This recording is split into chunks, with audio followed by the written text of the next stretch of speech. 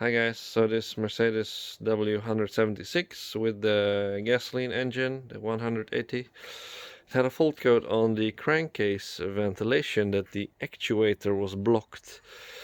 And there's a lot of videos out there of people replacing the oil separator, but it turned out on this particular one had the actuator actually blocked, so the fault code was quite accurate. Turned out to be this part here.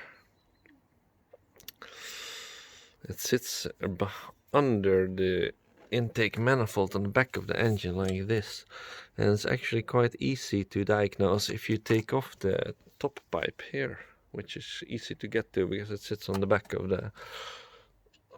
the intake manifold. You can suck and blow on the pipe, and it should go one way at least. And on the old one, it didn't go. It was completely blocked. So it turned out to be that this one is the actual problem. I decided to take off the complete intake manifold because it makes life so much easier. Because the bottom hose is attached on the oil separator down here somewhere. You can't even see it. You'll have to take it off blindly. So the little pipe on the bottom here, the clamp, you'll have to take it off blindly. You can't see it, but without the intake manifold it's quite okay to get to. Yes.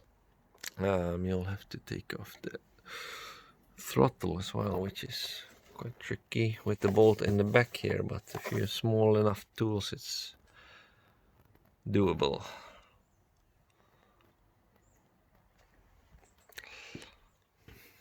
I'll put the actual fault code in the description. Good luck.